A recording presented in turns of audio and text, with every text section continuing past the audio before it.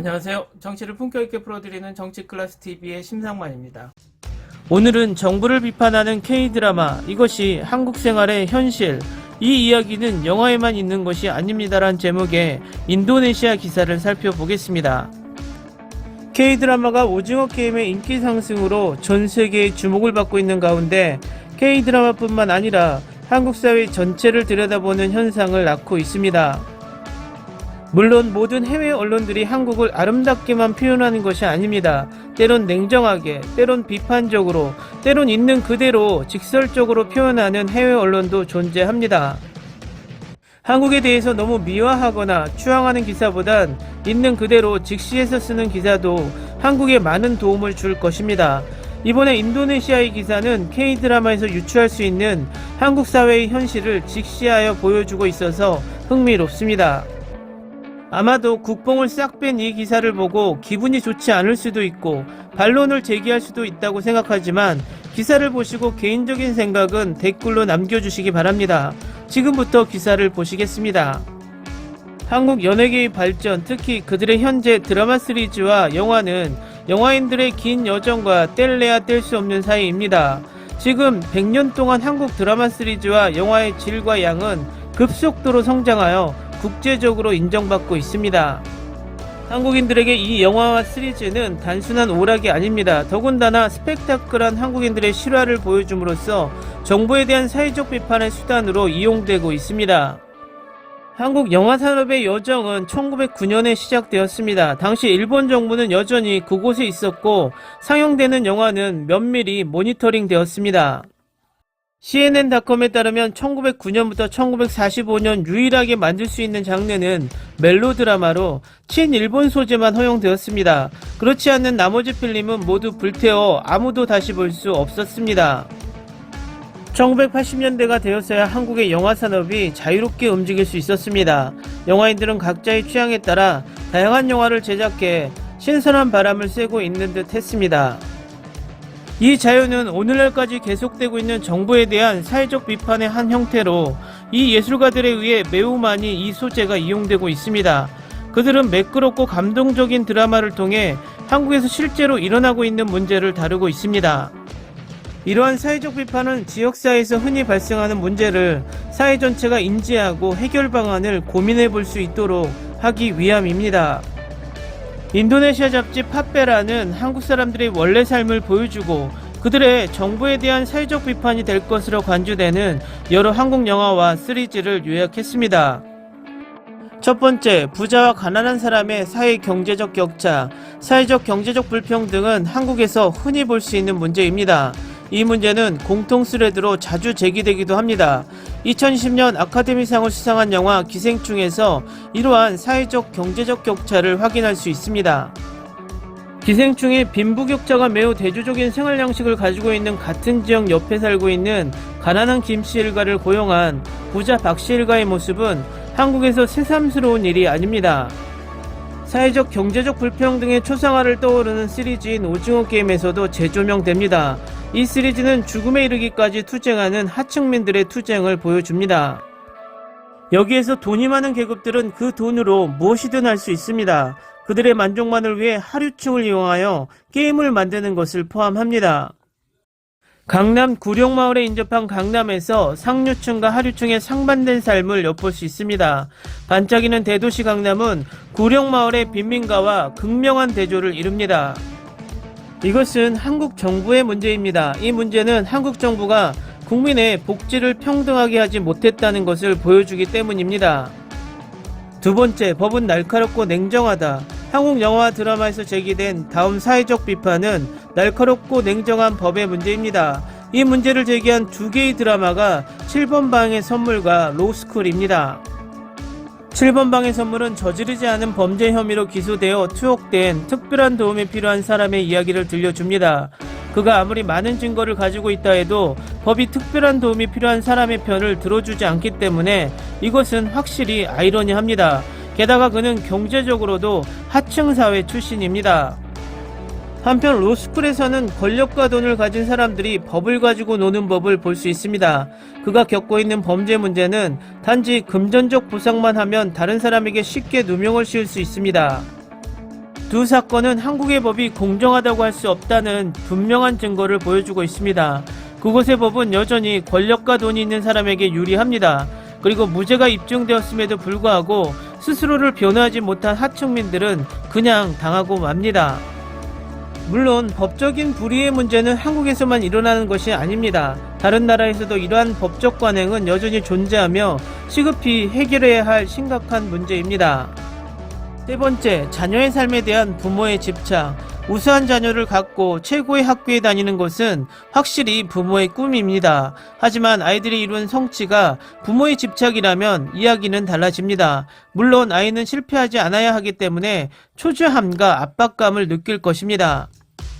스카이캐슬은 부모가 자녀에게 집착하여 학교에서 항상 좋은 성적을 받고 한국 최고의 대학에 들어가는 방법을 보여줍니다.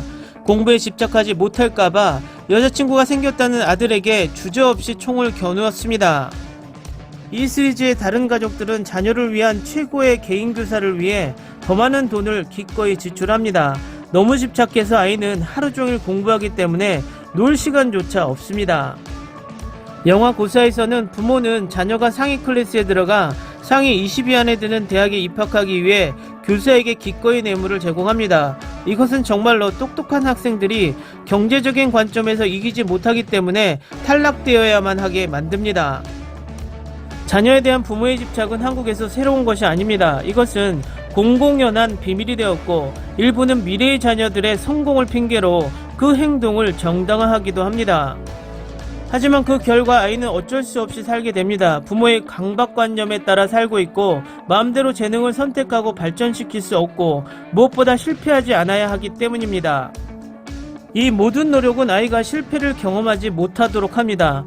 그들이 실패하면 부모는 평생 부끄러워하고 실패에 대해 아이를 비난합니다. 부모가 하는 일은 확실히 아이들에게 스트레스가 됩니다. 한국의 자살률이 높다는 것은 놀라운 일이 아니며 그중 하나는 학생 학부모의 부당한 집착에서 비롯됩니다. 마미스데일리닷컴에서 보고한 데이터에 따르면 자살 4명 중 1명은 주요 우울증으로 고통받는 사람들입니다. 한편 9세에서 24세의 자살률은 10만 명당 7.8명에 달했습니다. 네 번째, 불륜과 이혼은 금기가 아니다. 물론 2020년 5월 인도네시아에서 화제가 되었던 드라마 부부의 세계는 아직도 기억하고 있습니다. 물론 우리는 이태호와 여다경의 열애에 들떠 있습니다. 실제로 이태호는 이미 그의 경력에 아름답고 똑똑한 성공적인 아내가 있습니다. 이 이야기를 보면 우리는 이태호가 또 무엇을 찾고 있는지 궁금해할 것입니다. 이태호가 바람피는 건 아내가 시간이 없는 병원 전문의로 바쁘기 때문이다.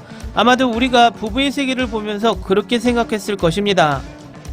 그러나 VIP 시리즈의 이야기는 어떻습니까? 박성준은 여전히 바람을 피면서 그와 그의 아내 나정선이 종종 같은 회사에서 그들과 함께 모든 일과 시간을 보냄에도 불구하고 불륜과 이혼이라는 주제도 흥미로운 볼거리 중 하나입니다. 한국에서도 이 주제를 다룬 연재물과 영화는 항상 높은 시청률을 기록하고 있습니다. 실제 한국 사회에서는 이런 일이 종종 있습니다. 경제적 요인과 부부간의 시간 부족은 이혼으로 이어지는 불륜의 원인 중 하나입니다. 스타티스타닷컴에서 요약하면 2010년 한국에서 10만 6,500건의 이혼 사건이 발생했습니다. 우리나라 인구 1000명 중 2.1쌍이 이혼한 셈입니다. 사실 한국의 높은 이혼율 문제는 시리즈나 영화의 유일한 주제는 아닙니다. 그러나 그것은 우리 이혼했어요 라는 제목의 리얼리티 쇼로 만들어졌습니다. 이 경우 결혼 생활에서 이혼으로 끝날 때까지 누구나 이야기할 수 있습니다. 아이러니하죠. 다섯 번째, 외모가 미인과 다르다는 이유로 따돌림을 당하는 경우. 한국의 K-POP 아이돌은 외모가 좋은 것으로 알려져 있습니다. 이것은 한국 사람들의 주요 매력입니다. 따라서 한국의 미인의 기준은 하얀 피부에 오똑한 코, 날씬하고 귀여운 얼굴을 가진 사람들입니다. 내 아이디는 강남미인은 한 여성이 자신의 외모를 변화시켜 자신의 환경에서 인정받기 위해 노력하는 모습을 보여줍니다. 그녀는 그곳의 미인 기준에 맞추기 위해 성형수술을 주저하지 않았습니다. 여신강림 시리즈에서도 같은 모습을 볼 수 있습니다.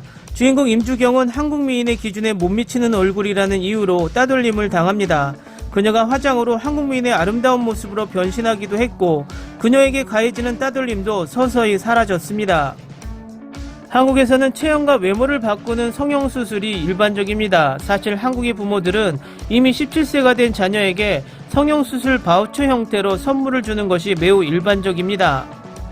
사실 성형을 하지 않아도 원래의 몸을 유지하는 건 상관없겠죠. 그러나 한국에서는 외모가 중요합니다. 사실 한국 기준으로 완벽하지 않은 신체 때문에 왕따를 당한 청소년들이 우울증을 앓는 것은 드문 일이 아닙니다. 최근 이 문제가 심각한 주목을 받았습니다. 일부 K-팝 아이돌은 미인은 하얗고 날씬해야 한다는 고정관념에서 사로잡히지 않기 위해 이러한 미의 기준을 깨고 자기애를 위한 캠페인을 시작했습니다. 한국의 아름다움의 기준을 깨는 일부 K-팝 아이돌, 즉 황갈색 피부와 자신감, 마마무 화사의 매력적인 몸, 레드벨벳 슬기는 여전히 한국인의 특징인 그녀의 눈에 무쌍을 유지, 제시는 누구도 사용하지 않는 과감한 메이크업과 브라운 피부. 이 모든 것은 영화와 드라마 시리즈에 사용된 한국 사람들의 실제 삶의 일부입니다. 확실하게 이 비판된 문제는 즉시 한국 정부의 관심을 끌 수 있습니다. 정말 그렇습니다. 기사 잘 보셨나요? 이 기사를 보면 한국의 사회적 문제를 드라마 속에서 많이 다루고 있다고 이야기합니다. 한국인인 제가 볼 때는 과장도 있지만 정말 모두 한국 사회에서 이루어지고 있는 사회 현상과 문제는 확실합니다.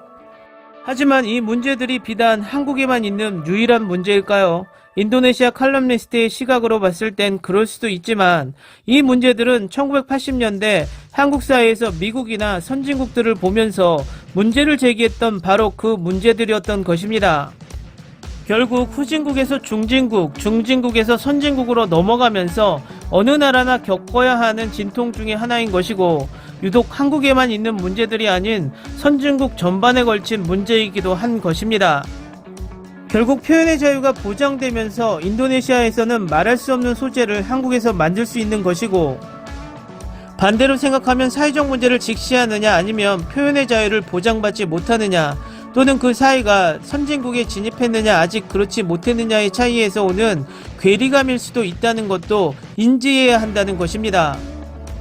물론 여기에서 직시된 한국 사회의 문제는 꼭 해결돼야 할 문제이기도 합니다. 오늘은 여기까지 하겠습니다. 오늘도 생활 속 거리두기 꼭 실천합시다. 당신의 구독과 좋아요는 저에게 큰 힘이 됩니다. 항상 시청해주셔서 고맙습니다.